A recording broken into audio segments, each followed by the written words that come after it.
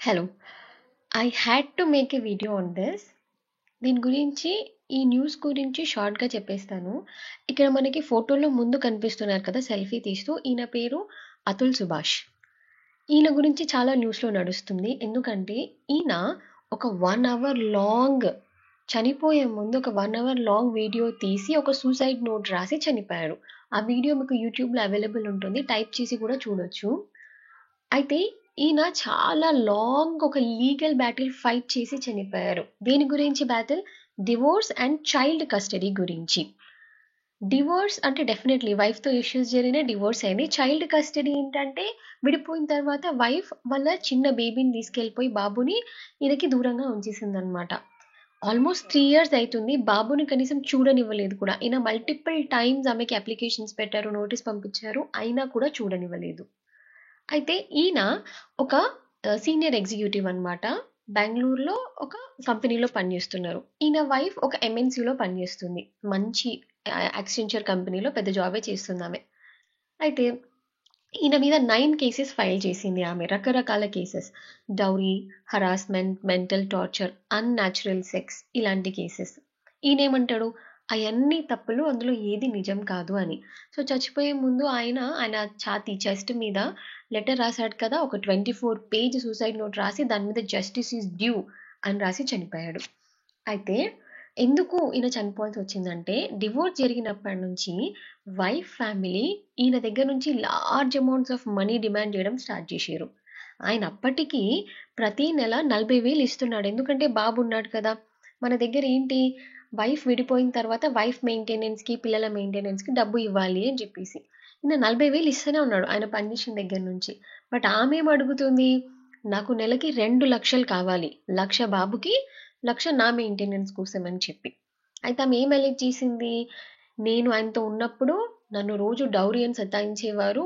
10,00,000 dowry తెమ్మని హింసించేవారు. ఈ హింస తట్టుకోలేకే మా నాన్నకి హార్ట్ అటాక్ వచ్చింది. మా నాన్న ఈయన వల్లే చనిపోయాడు అని ఆమె చెప్పింది.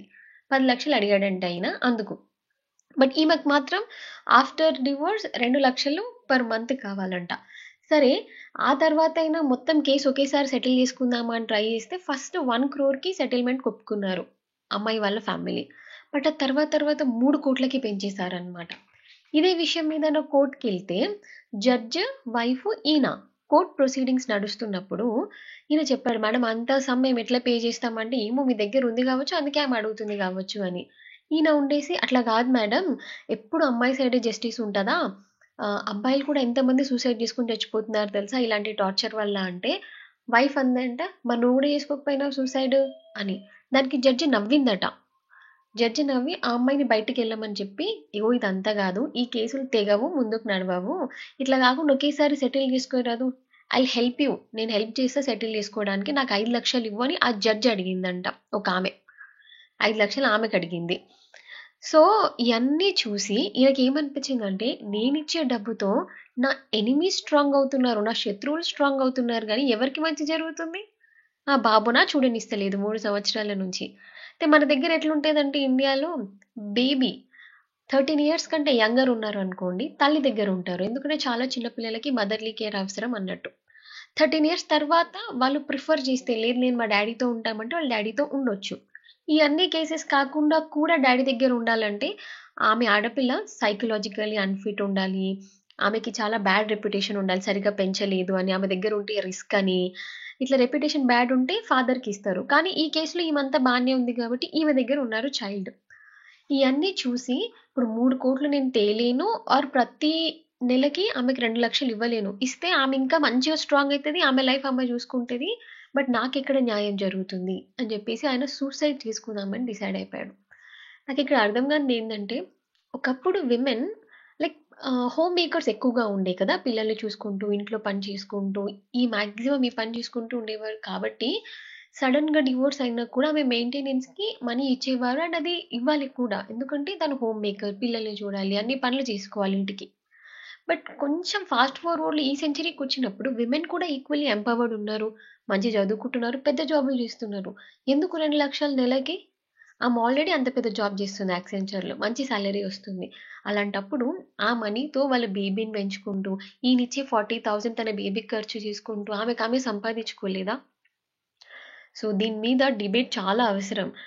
ఎంత కాదనుకున్నా, ఎంత లేదన్నా ఇండియన్ లాస్ విమెన్‌కి కొంచెం ఇన్‌క్లైన్డ్‌గా ఉన్నాయి. Yes or no? యెస్. అంతే. ఉన్నాయి. సో మనం దాన్ని ట్వీక్ చేయాలి. ఎప్పుడైతే ఇలాంటి సిట్యుయేషన్ వస్తుందో, మనం due process of the law చూడాలి. Not just procedure established by law.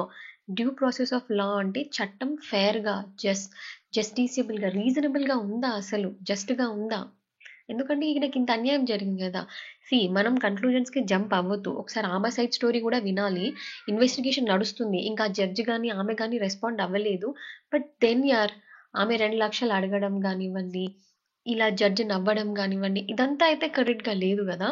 So నంతిలెస్ ఈయన సూసైడ్ చేసుకోకుండా ఉండాల్సింది. బికాజ్ అట్లీస్ట్ ఆయన బాబు కోసం ఆలోచించాల్సింది. బట్ ఆయన ఇంకా బాబుని కూడా చూడనిస్తలేరు. ఇంత డబ్బులు ఎట్లా ఇవ్వాలి అనుకున్నాడో ఏమో కానీ, no no no, suicide is never never an option.